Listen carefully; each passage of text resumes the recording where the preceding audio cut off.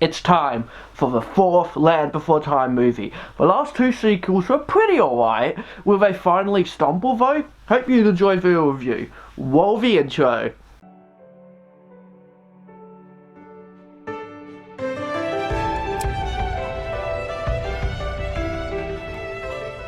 The Land Before Time 4, Journey Through the Mist, came out in 1996 and shares the same cast and director of the last two sequels, though this is the last movie that the original voice of Sarah is in, and the last of the director that did the previous two. Once again, it starts with narration about dinosaurs, of course, but it does at least change that to at least like the outside of the Great Valley, things are changing, which is part of this story. Littlefoot, while playing around, accidentally goes into the Great Beyond and sees a herd of migrating longnecks make their way towards the Great Valley.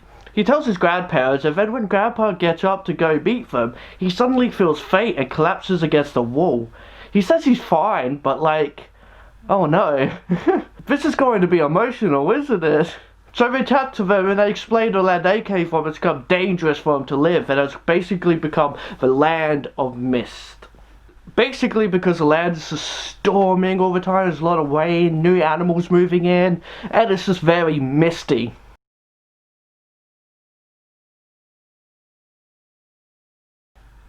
Yeah, I know what I did. But that doesn't concern them in the end. They are migrating longnecks, so they come and go as they please. So the kids run off and Littlefoot meets Allie, a female longneck. Basically just Littlefoot with longer eyelashes.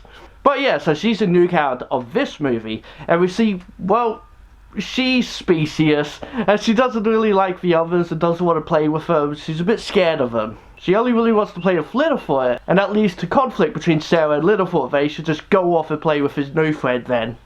He does for a little bit before going home and sees a longneck herd gathering around, and in the middle is his grandpa laying on the ground and very sick. This is really sad, movie. What are you doing? Don't do this, no. The longnecks explain that they have seen this before, and the only cure is a golden flower known as the night flower, which of course can only be found in the land of mist. But it's too dangerous to go there, so there's nothing they can really do. And we get a very sad song from Grandma that is sung well, and it's just really sad. Especially at the end when we see her crying. It's a really just somber moment, and it really hits you in the feels.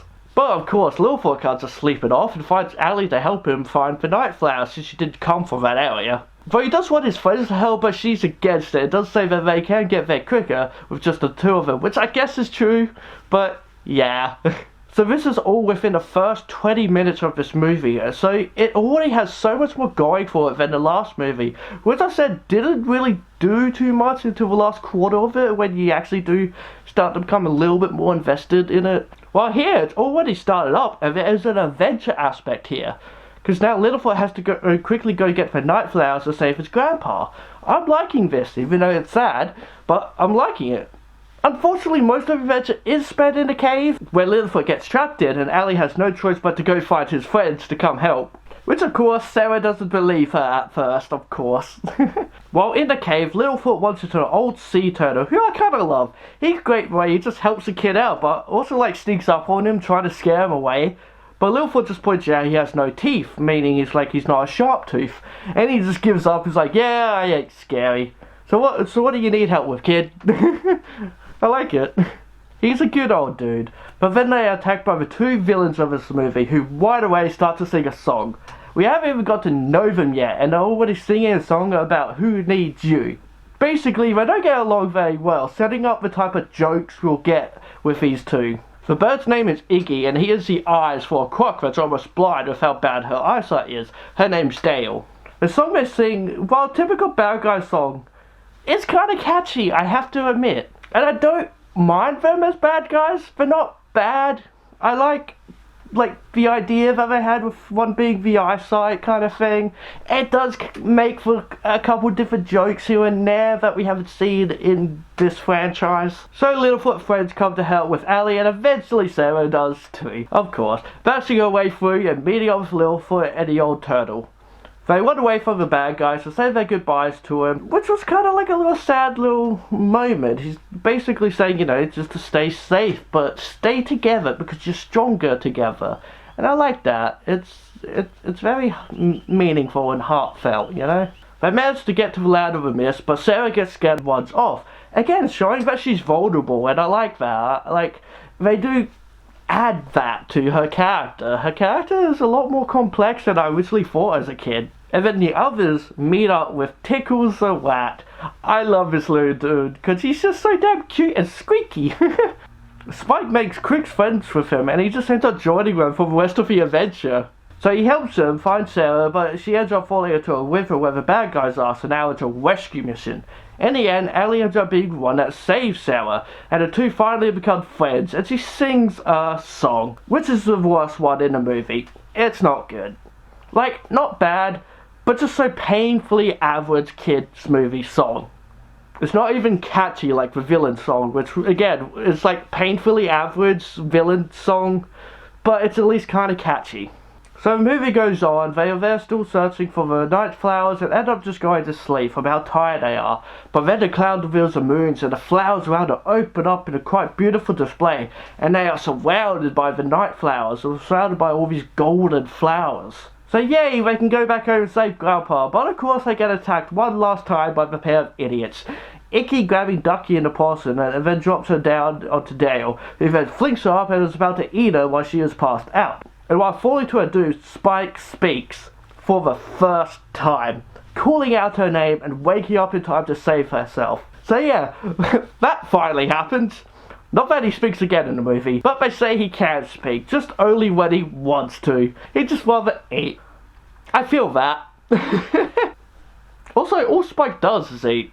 Spike is my spirit animal. So we stop the villains and come home with a bunch of flowers, and in the end Grandpa is okay, and Ellie and her herd leave the Great Valley, the narrator saying that one day they will meet each other again. And so that is the movie. So a few things to say about it, and that it is better than the last in the sense it gets going almost right away.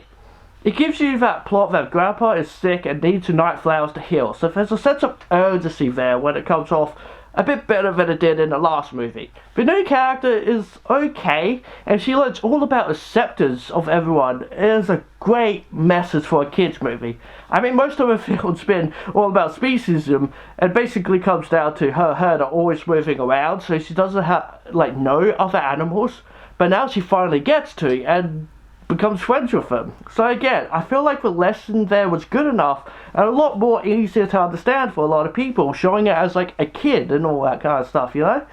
The villains are very cartoonish, but I do kinda like them. I do think they're funny. Some of the banter is great, but they're definitely not like that great for a kids movie. Like, they're okay. For a kids movie, you know, yeah, they're passable.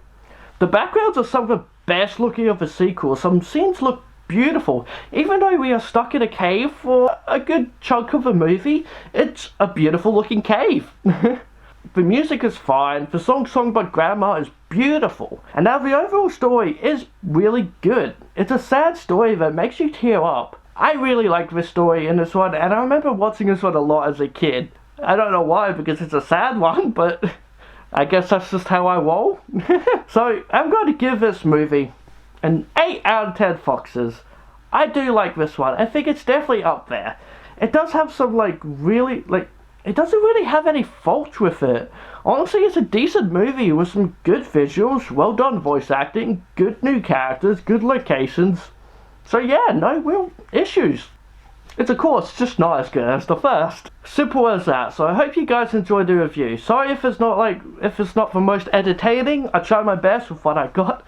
I hope you still give it a like and subscribe to my channel, because I love you if you do. Hit that bell icon, and this fox says, be who you want to be. Alright guys, bye for now.